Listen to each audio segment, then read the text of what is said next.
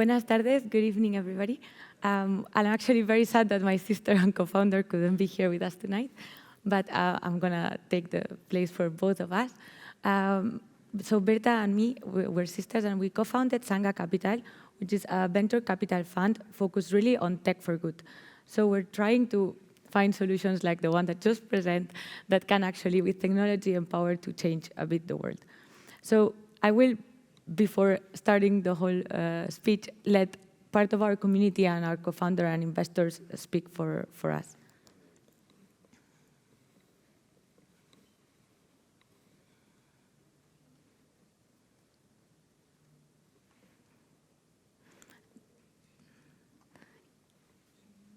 Thank you. So why technology for good? We're in this crazy time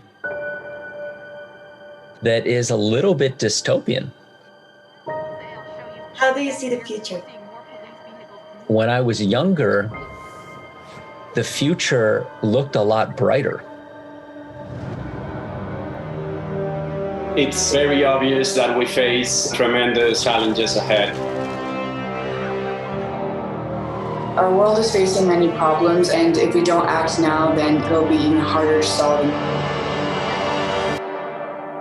Or irreversible.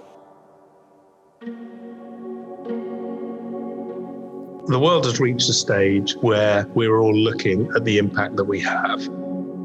It's more important than ever for us to be more intentional in our use of technology. Not only to use technology for the profit that it can bring us, but also to harness its power for good.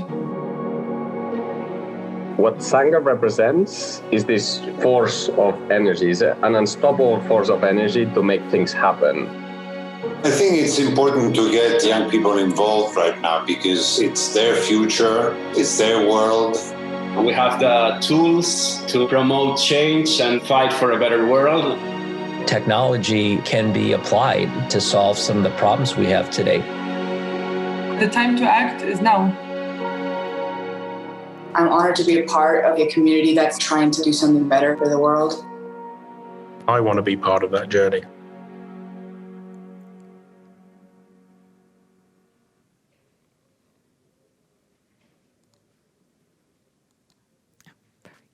So actually, Sanga Capital comes a bit from a lot of brainstorming between my sister and myself and how could we use our skills to do something. Basically, I came from a wealth management background, so I thought, okay, I would see all these capital flows going for tech companies, for example, or tech, but not so much with a purpose. So the whole point is like, what if we can move a bit the capital flows that determine our future to projects that can actually determine our future for better.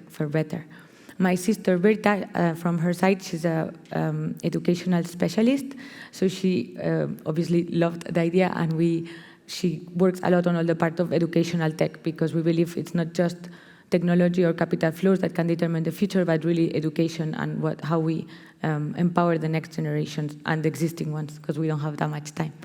So what we realized is that there's a lot of investment funds really focused on technology or impact, and a lot of times people actually make the link between impact being not something where you get returns and technology where you would get a lot of returns. So our whole point was to actually create a very different fund. That's why what the name is called Sanga Capital. Sanga means a community of people that help each other to lift each other up, which is exactly what we wanted the capital to do. So Sanga Capital is basically focused on all the UN SDG goals, and we try to find tech companies that work on any of these solutions. So the whole point is actually to prove that you can do well by doing good. So it doesn't have to be that if you work in a sustainable project, you will not be doing good. The whole point is like doing well by doing good. And these are our Sanga companies around the world. We thought we would actually give you some examples of the kind of companies we invest in. So this is the world of the map. We're missing Spain, and I'm from Spain, and we're here. So I would love to live from here with some new ideas coming from the country. So I'll go one by one, just not quickly so that I don't bore you, but I think you will enjoy to see some examples of what do we mean by tech for good. Microgen Biotech is actually an agricultural tech company based out of Ireland, and they've developed a bacteria where they can remove the from the soil all the toxins. So, for example, arsenic. There has been studies in the US that children are actually eating 7 times more arsenic and metal through the food they eat, given to the soil issues. So this bacteria actually removes a super high amount of this arsenic so that we don't poison our babies even before they come to the world. And on top, it restores the soil. And it's a much better solution in terms of economics for the farmers. So it's actually just a win-win for everybody. So if we could have like microgen product in all the rice fields in the world, for example, we wouldn't have our babies eating so much toxins.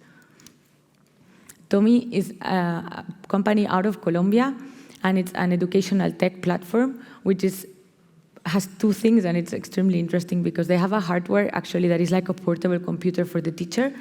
So the teacher can prepare on the marketplace of Tommy Digital. They can go online, prepare their classes, save a lot of time, and then they can download it to the device and go to places where there's no internet and have kids get access to education through technology. Another one is Diet. Diet has a big mission, but the team behind it is quite impressive. And they're actually trying to make very efficient the supply chain in healthcare so that eventually we don't have more COVID stress situations where you couldn't find masks or material and people die. So if we can make this supply chain efficient, we can actually have no more waste of medicine, for example. This one is kind of very funny because it's tech for good, but it's totally focused on music, and it's NFTs. And it's how can they disrupt the music industry by giving value not only to the intermediaries like the big Sonys and Paramounts of the world, but actually to the artists and the fans of the artists. So they issue NFTs for singers, and then fans can contribute, and eventually within 10 years your favorite singer has become someone really famous, then your token has way more value. So you create a whole new revenue stream. Actually, one of just launched last week, if anybody wants to check it out, because they're giving free tokens now. Then this is as well one of our favorites. This is like Honu Kitty, and this was the first NFT for good ever launched in history. This was 4 years ago, before anybody was talking about NFTs, and it was a way to protect the sea turtles by selling digital turtles. It was very successful, and all the money that was raised through the NFT was given to the sea real turtles. So we're hoping that Infinita will do many more of these projects. Liven is another, I'm not going on the tech for good of each one, because I think you can all see that if you disrupt a bit of an industry through technology, you can see the whole link to the, because for example, Liven is issuing cryptocurrencies for restaurants. So you'll be like, why is this for good? But actually restaurants struggle a lot to get microcredits or credits. And this is a way to engage with their customers, where customers can actually buy the meals in advance, super easy through the crypto, and they increase the engagement, and they actually facilitate the cash management of the restaurants. It was actually growing really crazy during COVID because people couldn't go to the restaurants, but they would be buying the tokens of the restaurants to support them. Pledge is another of the companies that we have helped a lot, and it's actually donate button on Zoom. So it's like super easy, on Zoom, Shopify, and a lot of other platforms. But you can actually, for charities, if they want to donate, or for Sondersland next year, if they want to have like a donate button on the screen, it facilitates the donation. And the way their business model works is actually they don't even take a fee for letting the charities run on the platform, but they actually live on donations. And it's funny because the do well by doing good proofs here, usually the average fee that intermediaries take is between a 2% and a 3%, and the average return of donations is a 10% of the donation given to the platform for facilitating. And Arzu, it's based out of India, and it's a bit like, I wouldn't say an Amazon, but it's like trying to connect all the e-commerce stores to a platform where they can, for example, if I want a fridge, instead of getting my fridge sold from I don't know where and ship half of the world, and just because it was 20 euros cheaper than the one downstairs, it will actually connect you to the closest store and tell the person that runs the closest store that this actually someone is looking for, and does the matching so that we can avoid all the pollution of things going all over the place just because they're cheaper on paper, but they pollute everywhere. Their team is amazing, and they're adding now as well, not just the e-commerce platform, but as well solutions for microcredits and insurance. And Archipelo is actually the last one we've done so far, and it's a Google search for coders. So I don't code, but apparently there's a big problem for coders trying to find the codes and the stuff they need, so this actually facilitates coders' lives.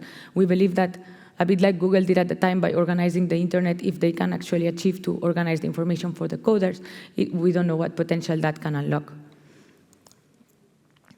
So this is a bit our mission. We really want to have capital flows go to tech for good, and we would love anybody to pitch companies or come talk to us.